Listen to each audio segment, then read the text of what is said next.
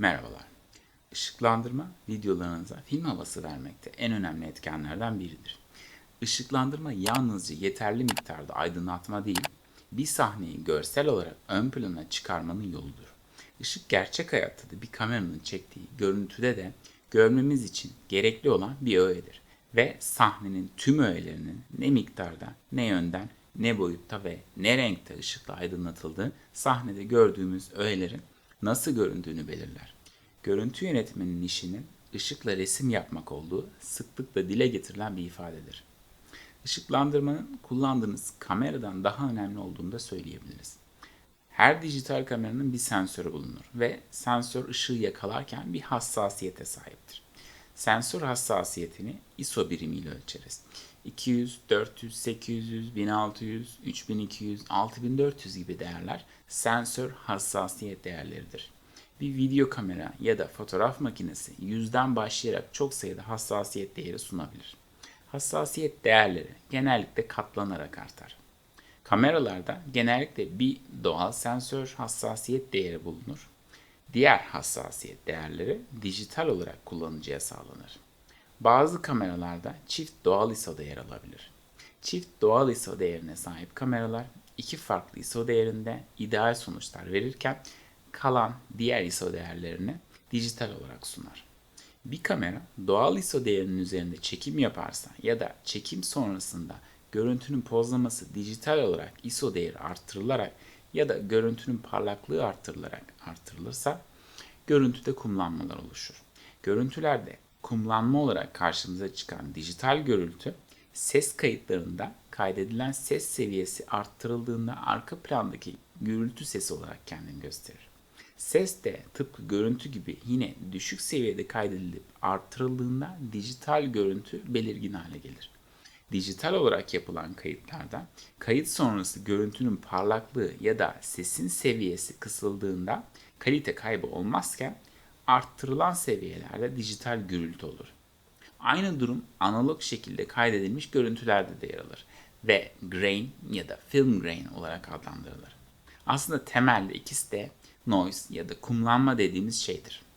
Yalnızca karakteristikleri kayıt ortamından dolayı biraz farklılık gösterebilir. Yeterli ışığın olmadığı kayıtlarda görüntü karanlık kaydedilecektir. Karanlık görüntü elde etmemek için kamera içinde ya da kurgu sırasında dijital numaralarla yapılan arttırmalar görüntüde kumlanma sorununa neden olacaktır. Bu yüzden ışıklandırma her şeyden önce kameralar için pratik bir ihtiyaçtır. Sensör hassasiyet değeri ISO, sinemada bazen ASA olarak da kullanılabilir. Her kamerada doğal ISO aynı değerlerde olmayabilir. Örneğin bu videoyu çektiğim kamera 800 doğal ISO değerine sahip. Örneğin Arri Alexa Mini LF de yine 800 doğal ISO değerine sahip. Öte yandan Sony Venice kamerası 500 ve 2500 doğal ISO değerlerine sahip. Çift ISO değeri kameraların düşük ışıkta iyi performans sunması için önemli bir özellik olsa da genellikle yüksek olan ikinci doğal ISO değeri ilk doğal ISO değeri kadar temiz görüntü vermez.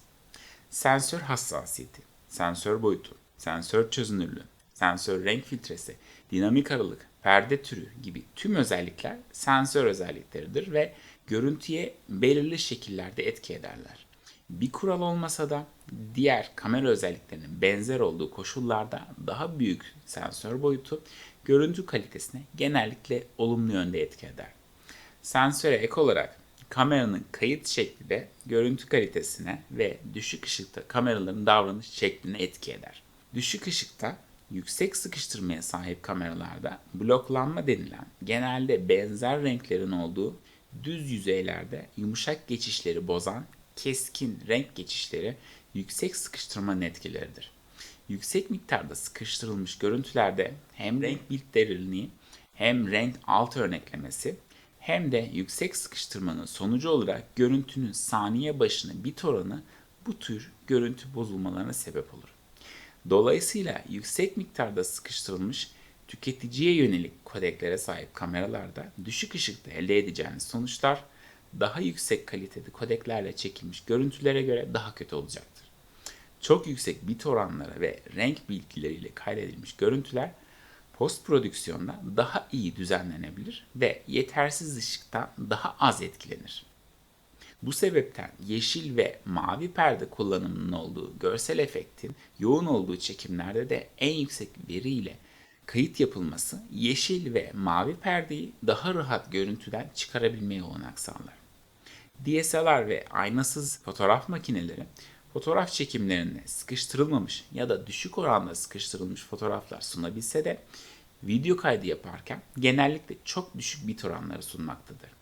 Fotoğraf makineleri genellikle Full HD'de 50-100 megabit, Ultra HD'de 100-200 megabit, nadiren de 400 megabit gibi bit oranları sunmaktadır. Ancak bu değerler bu çözünürlüklerde video kaydı için çok yetersizdir. Buna ek olarak H264, H265 gibi kodekler çok fazla renk verisini çöpe attığı için bu tür görüntüler düşük ışıkta ve fazla düzenleme yapıldığında bozulmaktadır. Super 35, APS-C ya da full frame gibi sensör boyutlarında genel bir planda fazla alan derinliği istiyorsanız, net alanların fazla olmasını istiyorsanız lensinizin diyaframını f4, f5.6, f8 gibi değerleri kısmanız gerekebilir. Duruma göre diyaframı f11, f16 gibi değerlere de düşürmeniz gerekebilir. Bu değerlerin arasında her geçişte ışık seviyesi bir stop değişir. Bu da ihtiyacınız olan ışık miktarını etkiler. Fazla net alan için f8 gibi bir diyaframda iç mekanda kameranızın doğal ISO değeri çok yüksek değilse oldukça fazla ışığa ihtiyaç duyarsınız. Sensör hassasiyetine de çok fazla güvenmemek gerekir. Çünkü bir miktarda kullanmanın yanı sıra çoğu kamera yüksek ISO değerlerine geçildikçe dinamik aralığında düşüşler yaşar ve renklerde kaymalara sebep olur. Dolayısıyla kameranız ne olursa olsun çoğu durumda iyi ışıklandırma yalnızca doğru pozlanmış temiz bir görüntü için değil, sanatsal ve sinematik bir görüntü için ihtiyaç duyduğunuz bir şeydir. Bazen günlük hayatta gün batımı öncesi gibi saatlerde yapay ışık kullanmadan da göze çok hoş gelen ışık mümkün olsa da genellikle bir sahnenin göze hoş gelen bir şekilde aydınlatılması için ışıklandırmanın belirli prensiplere ve sahnenin ihtiyacına göre tasarlanması gerekir. Sinemada ve sanatsal görselliğin önemli olduğu diğer çekimlerde ışık kaynakları tek nokta ve belirli bir alandan yayılan ışıklar olarak ikiye ayrılır. Tek nokta ışık kaynakları daha güçlü ve daha farklı konfigürasyonlarda kullanılabilir. Sert ışık kaynaklarının yarattığı ışığı ne kadar yumuşatacağınız sizin kontrolünüzdedir. Ancak belirli bir alandan yayılan bir ışığın sertliğini arttıramazsınız. Yalnızca yumuşaklığını arttırabilirsiniz. Işık kaynaklarının aydınlatılan objeye yakınlığı da ışığın sertliğini ve yumuşaklığını belirler. Uzaktan aydınlatılan bir öğenin efektif alanı küçüleceği için nokta kaynak gibi davranacaktır.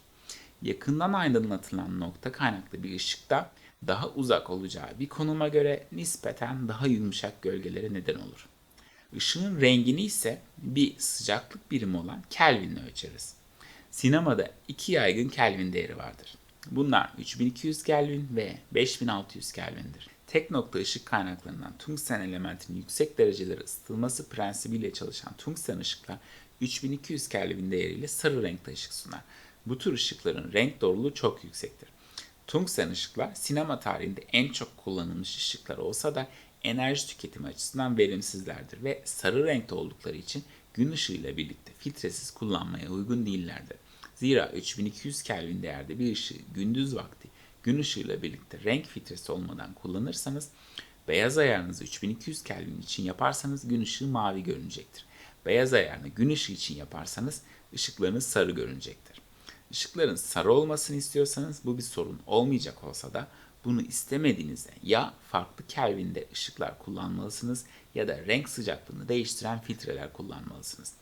Video ve fotoğraf çekimleri için özel olarak belirli değerlerde üretilen bu mavi ve turuncu renk filtrelere 3200 Kelvin ve 5600 Kelvin sıcaklığındaki ışıkları birbirleri arasında dönüştürülmek için kullanılır. Elbette ışığın önünde kullanılan her filtre gibi Bu tür filtrelerde ışık gücünde bir miktar azalmaya neden olur. Tek nokta ışık kaynaklarından bir başkası HMI ışıklar tungstene yakın renk doğruluğunda daha verimli ve daha az ısı yayan ışıklardır ve sinemada günümüzde en yaygın ışık türleridir. Çok güçlü ışık kaynakları oluşturmak için genellikle HMI ışıklar tercih edilir. HMI ışıklar 5600 Kelvin renk sıcaklığına sahiptir ve gün ışığıyla renk filtresiz kullanılabilirler. Tabi gün ışığının rengi 5600'e yakın olsa da güneşin gökyüzündeki konumuna göre gün ışığının rengi değişir ve 5600 Kelvin ile de zaman zaman filtreler kullanılabilir. HMI ışıklar tungsten ışıklarla beraber yine filtrelerle birlikte kullanılabilirler. Bunun için ya HMI ışığı 3200 Kelvin yapacak turuncu filtreler kullanmalısınız ya da tungsten ışığı 5600 Kelvin yapacak mavi filtreler kullanmalısınız. HMI ışıklar tungsten ışıklardan daha verimli olsalar da çok yüksek parlaklıklara çıkabildikleri için yine çok fazla güç tüketirler ve özel güç kaynaklarına ihtiyaç duyarlar. Sinemada floresan ışıklar da kullanılır. Ancak evlerde kullanılan floresan ışıklar hem titreme yaptıkları için hem de çok kötü renk doğruluğuna sahip olarak yeşilimsi renklere neden oldukları için sinemaya uygun olmamakla birlikte Kinoflo firmasıyla özdeşleşen Kinoflo olarak bilinen fotoğraf ve video çekimlerine uygun floresan ışıklar belirli bir alandan yayılır ve iç mekanları yumuşak ışık kaynaklarıyla aydınlatmak için sıkça tercih edilirler. Kinoflo ışıklar 3200 Kelvin ve 5600 Kelvin olabilirler. LED ışıklar ise sinemada kullanımı gitgide artan ve oldukça fazla esneklik sunan türde ışıklardır. LED ışıklar da yine sinema için daha yüksek kalitede üretilirler ve renk doğrulukları evlerde kullanılan LED ışıklara göre daha iyidir. Evlerdeki LED ışıklarda floresan ışıklar gibi yeşilimsi renklere neden olabilirler. Tabii teknoloji gelişip ucuzladıkça evlerdeki ışıklar da zamanla daha iyi hale gelebilir. LED ışıklar tek kaynaklı ışıklar da olabilir, belirli bir alandan yayılan ışıklar da olabilir. LED ışıklar konuştuğumuz ışıklar arasında en verimli ışık türleridir ve çok az ısı yayarlar. LED ışıklarda kinoflolar gibi 3200 Kelvin ve 5600 Kelvin'de olabilecekleri gibi farklı sıcaklıklarda da olabilirler. Buna ek olarak Kelvin skalasının dışında kalan farklı renklerde de olabilirler ya da değişen renklere sahip olabilirler. LED ışıklar kinoflolardan daha az yer kaplayan ve çeşitli zorlu ve dar alanlarda sıkça kullanılan ışıklardır. Bunlar bir arabanın iç aydınlatması da olabilir, bir mutfak dolabının altına gizlenmiş ışıklar da olabilir. Bir ekrandan gelen ışık yerine de kullanılabilirler. LED ışıklar az enerji tükettiği için batarya ile de elektrik hattı olmayan ve jeneratör olmayan durumlarda sıkça kullanılırlar. LED ışıkların kullanım yerleri oldukça fazladır. Ancak LED ışıklar HMI ışıklar kadar güçlü olmadıkları için sinemada HMI ışıkların yerini henüz alabilmiş değiller. Nokta kaynaklı LED ışıkların aslında çıkabilecekleri parlaklık değeri tamamen verilen güçle alakalı olsa da bu tür küçük bir alanı sıkıştırılmış LED çipleri çok yüksek ısılara dayanabilen tungsten ve HMI ışıklar gibi olmadıkları için oldukça büyük soğutuculara ve fanlara ihtiyaç duyarlar. Işıklandırmada ışığı sanatsal amaçla sahnenizde önemli noktaları öne çıkarmak için kullandığınızdan sadece birkaç ışık size yeterli olmayabilir. Bir ışığı yumuşatmanız ya da bir panelden ya da tavan, duvar gibi yüzeylerden yansıtarak vermeniz gerekebilir. Bu durumda da ışığın gücü dağılacağı için daha da güçlü ışıklara ve daha fazla sayıda ışığa ihtiyaç duyarsınız. Işıkların önüne koyacağınız renk filtreleri de yine rengin yoğunluğuna göre ışık miktarını etkileyecektir. Aynı zamanda sahnenizin geçtiği mekanın genişliği de ihtiyacınız olan ışık miktarını belirler. Geniş bir iç mekanı aydınlatmak için ihtiyacınız olan ışık türü küçük bir alanı aydınlatmak için gerekli olan ışık gücünden fazla olacaktır. Yine açık bir alanı aydınlatmak için de bu geçerlidir. Bir sokağı aydınlatmak için çok güçlü, çok sayıda ışığa ihtiyaç duyabilirsiniz. Bunu gece yapıyorsanız ışık ihtiyacınız daha da fazla olur. Bu ve başka nedenlerden bazen hem büyük hem küçük çaplı filmlerde gece sahneleri gündüz ya da havanın tam olarak kararmadığı vakitlerde çekilebilir ve renk düzenleme ile gece gibi gösterilebilir. Elbette bunun için bazı dikkat etmeniz gereken noktalar vardır. Işıklandırmanızın mavimsi olması gerekir, sert gölgelere dikkat etmeniz gerekir ve parlak cisimlerden yansıyan parlak tonların kontrol edilmesi gerekir. Bir dış mekanda gündüz vakti ek ışığın kullanılmadığı durumlarda da ışık düzenleyicilere ihtiyaç duyabilirsiniz. Örneğin güneşin altında yürüyen iki karakteri çekerken hiçbir şey yapmadan kamerayla çekim yapmanız halinde çok sert gölgelerden kaynaklı yüz hatlarının ve yüzdeki kusurların ön plana çıktığı görüntüler elde edebilirsiniz. Bazen bunu tercih edebilirken çoğu zaman ışık düzenleyicilere ihtiyaç duyarsınız ki güneşin tek nokta ışık kaynağı etkisini bertaraf edebilin. Dipnot: Güneş elbette dünyadan çok daha büyük bir yüzeye sahip devasa bir ışık kaynağıdır. Ancak dünyaya bir o kadar uzak olduğu için de nokta ışık kaynağı etkisine sahiptir. Yani aslında ışık kaynağının yüzeyi yanı sıra uzaklığı da nokta ya da alandan yayılan ışık etkisini belirler. Işıklandırmada renk filtreleriyle ön planı ve arka planı birbirini tamamlayan renklerle aydınlatarak bir sahneyi hem daha çekim aşamasında iyi renklerle öne çıkarabilirsiniz hem de renk düzenleme ile renklerin daha da belirginleştirilmesi için imkan yaratabilirsiniz. Tabii bu yalnızca renk doygunluğu anlamına gelmez. Bir savaş filminde soluk renkler, başka bir tür filmde doygun renkler tercih edilebilir. Zira düz ve aynı renklerle aydınlatılmış bir sahne ne kadar yüksek kalitede görüntüyle çekilirse çekilsin renk düzenlemeyle yapılabilecekler sınırlıdır. Çünkü ışık bir sahneyi kaydederken lense giren ışığın nasıl göründüğünü optik olarak kaydetmenize olanak sağlar ve isterse post prodüksiyonda belirli yönlerden aydınlatılmış bir sahne oluşturmaya çalışın. Dijital görüntü işleminin doğası gereği sonradan parlaklığı artırılan her dijital görüntü kaçınılmaz olarak kullanmaya neden olacaktır ve çekim sırasındaki ışıklandırmaya alternatif olmayacaktır. Bir sahneyi tamamen 3 boyutlu sanal bir mekanda oluşturmadığınız sürece çekim sırasında sağlanan başarılı bir ışıklandırmayı sonradan elde edemezsiniz. Elbette bir sahnenin ışık ve renk olarak ilgi çekici görünebilmesi için ışıklandırma kadar sahnenin prodüksiyon tasarımı ve sanat yönetimi de bir o kadar önemlidir. Düz bir sahne çok iyi ışıklandırmayla iyi gösterilebilir. Ancak prodüksiyon tasarımında tercih edilen renk, şekil ve kompozisyon olarak iyi bir sahne, iyi ışıklandırmayla daha göze hitap eden bir nitelikte olacaktır. Bir sahnenin çekimi sırasında ışıklandırma belirli prensiplere göre yapılır. 3 nokta ışıklandırma, ışıklandırma üzerine biraz meraklı herkesin duymuş olabileceği bir tekniktir. Bir objeyi kameraya genellikle 45 derece açı oluşturacak şekilde iki yandan aydınlatırsınız. Bir tarafın ışığı diğer tarafa göre biraz daha fazla olur. Bu sayede çektiğiniz objenin parlaklık seviyesi iki tarafında da aynı olmaz. Ve ışık farkından dolayı görüntü belirli bir derinliğe ve sanatsallığa sahip olur. Bu ışıklardan yüksek olanına ana ya da anahtar ışık, düşük olanına ise dolgu ışık deriz. Bu iki ışık arasındaki oran 2'ye 1, 3'e 1, 4'e 1, 5'e 1 gibi değerlerde olabilir. Oran ne kadar yüksek olursa sahne o kadar dramatik ve ciddi bir izlenim alırken iki ışık ne kadar birbirine yakın parlaklıkta olursa sahne o kadar pozitif ve neşeli bir hal alır. 3 nokta ışıklandırmadaki diğer ışıkta arka ışık ya da kontür ışığı karakteri ya da objeyi arka plandan ayırmak için obje ile arka plan arasında yer alan mesafeyi belirginleştirmek ve ön plandaki objeyi arka plandan daha ayırt edilebilen hatlarla öne çıkarmak için kullanılan ışıktır. Bunun dışında arka planı da aydınlatmaya ihtiyaç duyarsınız. Bunu çerçeve dışında kalan ışıklarla da sahnenin doğasına uygun şekilde yapabilirsiniz. Gizli şekilde sahne içinde kullanılan pratik ışıklarda da yapabilirsiniz. Pratik ışıklar abajur, avize ya da bir ortamdaki çeşitli ışıklar ve mekandaki pencerelerden dışarıdan gelen ışık olabilir. Aynı zamanda televizyon, monitör, cep telefonu gibi ekranların ışıkları da pratik ışıklara dahil olabilir.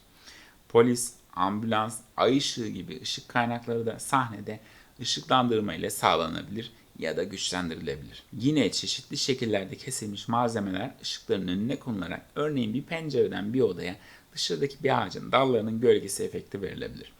Bir jaluzinin gölgesi düz gölgeler şeklinde yansıtılabilir. Yolculuk halindeki bir trenin ya da arabanın örneğin dışarıdan belirli aralıklarla yansıyan ışıkları çeşitli efektlerle oluşturulabilir. Işıklandırmada sis makineleri kullanılarak yaratılan sis de oldukça etkili olabilir. İç ya da dış mekanda yer alan az ya da çok miktarda bir sis bir mekanın sahip olduğu derinliği daha bariz olarak gösterebildiği için sis bulunan bir ortamda kullanılan ışıklandırma çok daha dramatik olur. Bu efekt elbette her sahneye uygun olmayacaktır. Bazı sahnelerde ise az miktarda sis de bu etkiden faydalanabilir. Sise ek olarak görsel efekt aşamasında bir sahneye eklenen güneş ışınları da çekilen bir sahnedeki ışıklandırmaya destek olabilir. Elbette bu tür efektler için öncelikle sahnenin buna uygun ışıklandırmayla çekilmiş olması gerekir. Yine dramatik sahnelerde gördüğümüz doğal ya da yapay yollarla arka plandan yapılan ters aydınlatmada gizem öğesinin yer aldığı durumlarda ve odaktaki öğeyi daha önemli göstermek için kullanılabilen bir tekniktir. Bu tür ışıklandırmada odaktaki öğenin hatları bellidir. Arka plan bellidir ancak öğenin kameranın doğrudan gördüğü kısımları aydınlatılmamıştır. Ve bu ışıklandırmayla bazı sahneler daha çarpıcı şekilde resmedilebilir. Işıklandırma bir görüntü yönetmeniyle yapım tasarımının uyumu sonucu bir sahneyi öne çıkaran en önemli etkenlerden biridir. Filmlerdeki ışıklandırma bazen gerçek hayatta benzer koşullarda görebileceğimiz türde gerçekçi bir aydınlatma olmasa da bir filmin ya da sinematik görselliğe sahip herhangi bir videonun göze hoş gelmesini ve sanatsal durmasını sağlar. Elbette ışıklandırma birebir gerçekçi olmak zorunda olmasa da dikkati dağıtacak ölçüde yapay durmamalıdır. Bunun için de çeşitli durumlara dikkat etmek gerekir. Örneğin güneş ışığını taklit etmek istiyorsak belirli bir uzaklıktan ışığı vermeye ihtiyaç duyarsınız. Örneğin bir iç mekanın hemen pencerenin dışından verilen bir ışıkla güneş ışığı geliyormuş hissini vermek pek gerçekçi olmayacaktır. Bunun yerine çok daha güçlü bir ışığı 8-10 metre gibi bir uzaklıktan vermeniz daha inandırıcı bir sonuç yaratacaktır. Keza bir sahnede pencerelerin ve diğer ışık kaynaklarının yönü görülüyorsa ışıklandırmanızı bu yönleri dikkate alarak yapmalısınız. Daha karanlık olması gereken alandan daha fazla ışık geldiği takdirde sahne inandırıcılığını kaybedecektir. Işıklandırma da aynı zamanda bir sahnede planlar arası tutarlılık da önemlidir. Bunun için de yine ışığın yönü tutarlı olmalıdır. Buna ek olarak da planlar arası farklı ölçeklerde ışık miktarlarında değişimlere gitmek gerekebilir. Ve elbette bazı planlarda bazı ışık kaynaklarını gizlemek ve ışıkları farklı yerlerden vererek aynı ışıklandırmayı birebir sağlamak durumunda kalabilirsiniz. Işıklandırmayı genel planınızı baz alarak yapmanız daha faydalı olacaktır. İşte tüm bunlar bir ışık ekibinin ve bir filmin sinematografisinden sorumlu olan görüntü yönetmeninin planlaması gereken konulardır. Çekim öncesi tüm sahneleri nasıl ışıklandıracağının önceden planlanması, çekim sırasında sinemadaki diğer her ayrıntıda olduğu gibi kritiktir. Işıklandırma videolarınıza film havası vermekte başta gelen en fazla uzmanlık isteyen alanlardan biridir. Ve elbette iyi yapıldığında videolarınızı sıradan videolardan ayıran harika sonuçlar sunabilir. Bu videoyu faydalı bulduysanız beğenip yorum yapıp abone olarak destek olabilirsiniz. 8. bölümde görüşmek üzere, hoşça kalın.